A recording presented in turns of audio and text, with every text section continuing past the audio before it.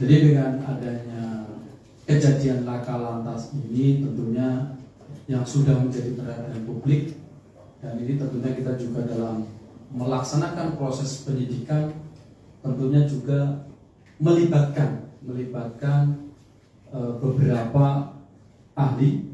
keterangan ahli yang sudah kita ambil keterangannya, dan kami untuk keterangan daripada saksi-saksi juga sudah kita kumpulkan secara keseluruhan sampai dengan kami bisa menggambar, nanti oleh penyidik akan digambarkan seket TKP-nya bagaimana.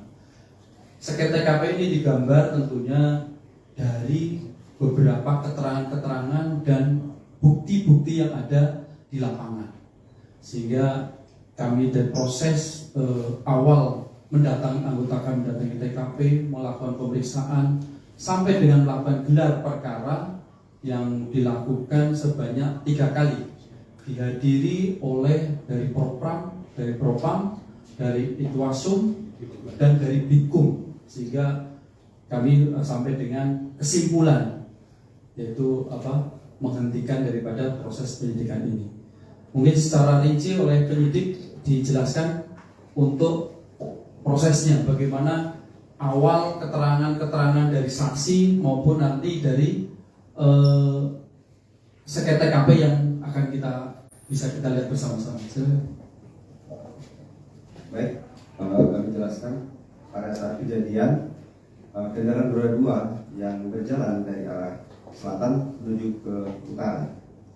Pada saat kejadian tersebut, kendaraan roda 2 melakukan pengereman mendadak dikarenakan melakukan menghindari kendaraan yang akan berbelok ke kanan. Di saat bersamaan datang kendaraan Pajero yang mengarah dari utara menuju ke selatan, sehingga terjadi tabrakan di TKP tersebut.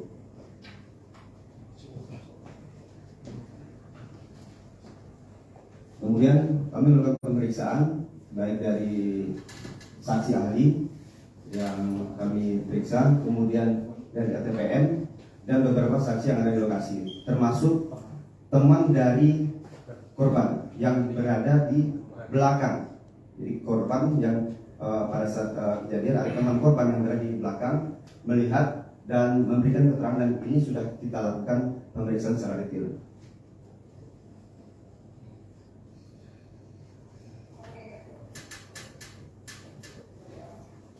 Kemudian kami sampaikan juga saksi yang ada di lokasi berjumlah 6, kemudian ditambah dengan saksi ahli 1 dan saksi dari Tegasal, jadi total ada 8.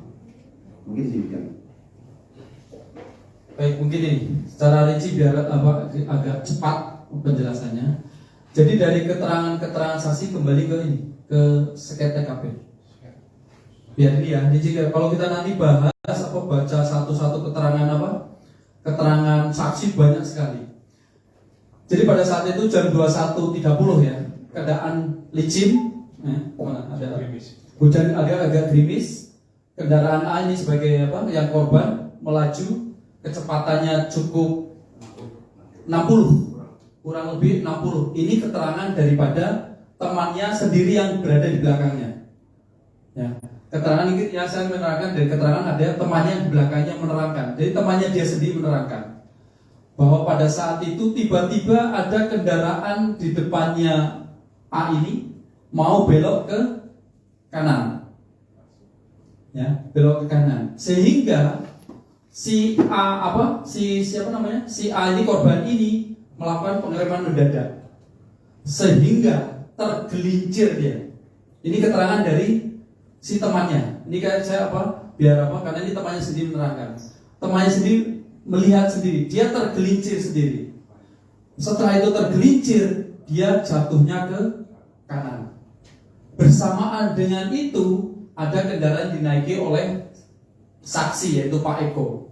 Dia berada di lajurnya, itu asnya ini, as tengah, tiba-tiba langsung dari kanan. Nah, Pak Eko dalam waktu ini sudah tidak bisa menghindar karena udah dekat. Jadi memang bukan terbentur dengan kendaraan Pajero, bukan, tapi jatuh ke kanan diterima oleh Pajero sehingga terjadilah kecelakaan. Ini keterangan beberapa dari saksi temannya sendiri yang menyaksikan ini. Begitu juga ada saksi yang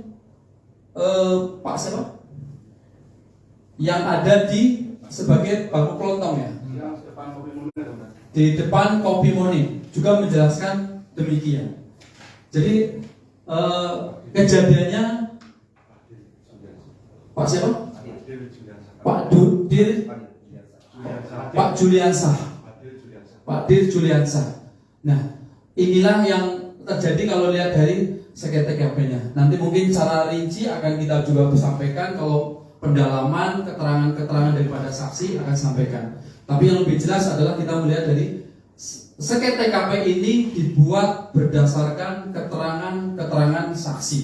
Jadi bukan kami yang membuat, tapi dari keterangan saksi kita kumpulkan dari bekas jatuh kendaraan juga ada, kami kumpulkan sampai dengan key point, yaitu titik tumburnya. Jadi titik tumbur itu setelah terjadi laka kendaraan ini selip jatuh sehingga dia terlempar ke kanan. Demikian. Baik, rekan, cukup ya? Satu Pak, Ya. apa yang menjadi pertanyaan publik untuk sementara status kasus ini seperti apa dan para korban dan lain-lain ini statusnya apa Pak? Oke. Itu mungkin dipertegas. Baik. Jadi ini proses cukup lama. Pada saat itu kita memberikan ruang terhadap antara Pak Eko dengan korban. Ya.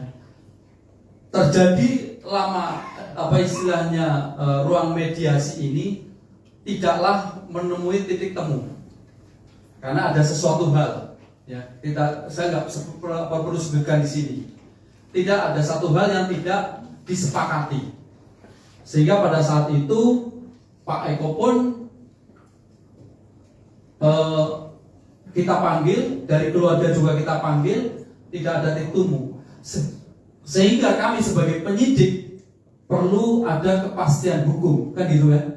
Sehingga setelah kita perlu ada kepastian hukum, kita melakukan roadshow gelar perkara secara maraton. Dalam artian kegiatan-kegiatan itu kita bertahap. Dari hasil keterangan-keterangan saksi, gambar-gambar kita gelar di 3 kali ya, 3 kali gelar yang kita udah tadi sampaikan dari Propam, Irwasda, Bitkum dan ahli. Setelah dilakukan gelar 3 kali, sehingga sama untuk kepastian hukum mengambil kesimpulan kami kasus ini SP3. Karena yang untuk Pak Eko ini juga secara dari keterangan saksi ini memang tidak bisa dijadikan tersangka karena dia dalam posisi hak utama jalan Pak Eko, dia berada di jalan utamanya dia, jadi dia tidak istilahnya merampas hak jalan orang lain karena Pak Eko berada di lajurnya. Karena ini kan cuma 2 arah dan as jalannya kita hitung kanan kiri sesuai dengan ukurannya. Pak Eko berada di hak utama jalannya Pak Eko. Sehingga kami melakukan setelah gelar itu ditemukanlah kesimpulan kami SP3. Ya, cukup, rekan-rekan. Baik, rekan-rekan. Ya, kecelakaan itu kan diawali dari pelanggaran, ya. Maka untuk mengantisipasi adanya pelanggaran tentu lengkapi alat keselamatan. Ya, tentu di luar dari harus berhati-hati juga lengkapi alat keselamatan. Ini yang menjadi utama, prioritas keselamatan paling utama. Ya. Pak Dias satu lagi Pak. Pak, kan kalau dari pihak pengacara keluarga korban kan bilang kalau korban ini justru dijadikan tersangka walaupun kemudian di SP3. Nah, sebenarnya status korban ini apakah benar tersangka atau seperti apa? Iya, sesuai aturan daripada untuk kepastian hukum kan proses itu istilahnya kenapa di SP3? Pertama, kasus itu adalah kedaluarsa. Yang kedua, tidak cukup bukti. Yang ketiga, tersangka meninggal dunia. Gitu. Jadi ada kepastian hukumnya di situ. Kenapa MS3? Dari sinilah silakan untuk sebenarnya sendiri. Ya memang si ini bisa jadikan tersangka dengan posisi yang demikian, sehingga kami hentikan perkara tersebut. Pak, sedikit Ya, lagi Pak. ya. Berarti kan di sini yang naik motor tersangka meninggal dunia. Nah, penetapan dia sebagai tersangka ini apa pelanggarannya Pak? Pelanggarannya? Iya Pak. Iya, apa? Pelanggarannya pertama dia tidak penyebab, jadi gini, penyebab terjadinya kecelakaan yang penyebabnya adalah ini sendiri siapa namanya? Muhammad Hasan sendiri. Jadi penyebabnya ya Muhammad Hasan sendiri. Kenapa jadi tersangka ini gitu? Dia kan yang menyebabkan karena kelalaiannya menghilangkan nyawa orang lain dan dirinya sendiri nih. Ini kan karena kelalaiannya dia sendiri. Siapa Ahmad Hasan ini? Sehingga dia meninggal dunia karena kelalaiannya si Ahmad Hasan sendiri dalam mengendarai sepeda motor, sehingga nyawanya dia hilang sendiri. Gitu. Jadi yang menghilangkan nyawa sendiri karena kelalaiannya dia sendiri, bukan kelalaiannya si Pak Eko. Gitu. Jadi ini kelalaiannya si Hasan sendiri. Pertama, dia kurang hati-hati dalam mengendalikan sepeda motor. Pada saat malam itu dia berjalan sama temannya, rombongan, tiba-tiba ada orang belok, dia tidak bisa mengendalikan kendaraannya, sehingga dia jatuh sendiri, sehingga dialah yang menyebabkan terjadinya kecelakaan. Gitu. Mungkin ada yang lain? Cukup. Pak, Mungkin, saya mau tanya, Pak, ini kan ibaratnya kelalaian si tersangka ini kan itu sebenarnya bisa jadi mungkin karena murni kecelakaan lalu lintas karena dia tergelincir. Ya. Mengapa dia ditetapkan sebagai tersangka, Pak? Iya, karena kan dia penyebabnya. Meskipun karena itu kelalaian. hati-hatinya dia dalam mengendalikan sepeda motor. Meskipun Harusnya kita dalam berkendaraan itu harus bisa mengantisipasi hal-hal yang terjadi tadi. Tiba-tiba ada orang belok, seharusnya dengan cuaca hujan, dengan ini dia harus udah tahu kondisi yang ada di situasi di lingkungan tersebut. Tiba-tiba ada belok sehingga dia ngerem dadak, sehingga dia terjatuh sendiri.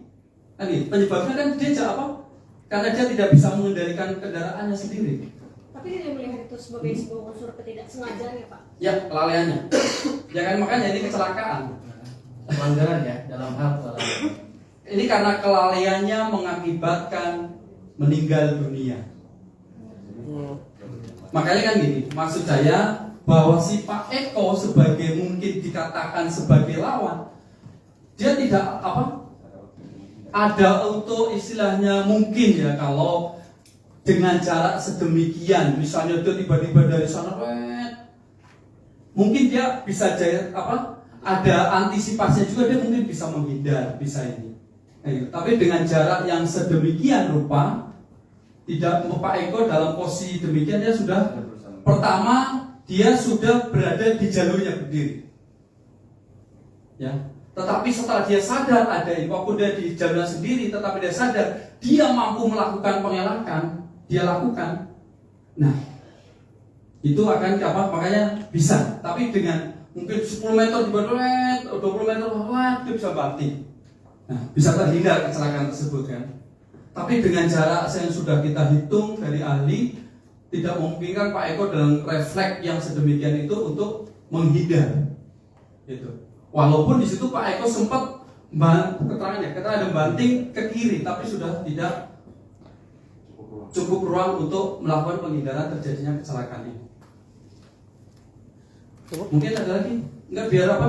Ini karena saya juga untuk mengedukasi kita semuanya bahwa kecelakaan intinya pasti diawali dari pelanggaran. Makanya ini kalau ada yang ingin menggali lebih dalam bagaimana proses terjadinya kecelakaan ini, bagaimana sampai dengan seseorang bisa dijadikan tersangka, adalah penyebab karena kelalaiannya bisa mengakibatkan orang luka, meninggal dunia. Demikian. Pak, satu lagi mungkin Pak. Ada ya? Nggak apa-apa. Penyebab meninggalnya si Hasan ya Pak ya? Mungkin bisa disebutkan apakah luka di bagian apa, dan satu lagi Pak, tadi belum disebutkan saat kecelakaan itu kan Hasan dalam posisi kurang lebih 60 km per jam, sedangkan Pak Eko itu dalam kecepatan berapa ya Pak? Saat Pak Eko kecepatan berapa? kurang Enggak, Pak Eko di kecepatan 30 km per jam. Kalau hasil visumnya Pak, penyebab kecelakaan. Hasil hitungnya di luka dalam. Pak, izin Ya. penjelasan dikit. Artinya salah satu unsur kenapa korban ini kemudian ditetapkan sebagai tersangka karena ada potensi bahwa upaya dengan dia pindah haluan ke lajur yang lain itu bisa membahayakan nyawa dari Pak Eko seperti itu, Mas? Bukan, membahayakan dirinya sendiri. Bagi dirinya. Berarti kelalaian dia menyebabkan Ya, hilangnya meninggal nyawa orang dunia. lain, yang artinya dia sendiri Iya. gitu ya. Kalau ada korban misalnya si Hasan hidup yang sana mati ya bisa dijadikan teruskan penyidikan kan gitu. Tapi kan ini lawannya ini pun di posisi yang ya bukan kalau masalah salah benar kan nanti di urusan pengadilan. Makanya dengan proses ini kami menghentikan proses penyidikannya untuk memberikan kepastian hukum. Cukup ya, rekan-rekan.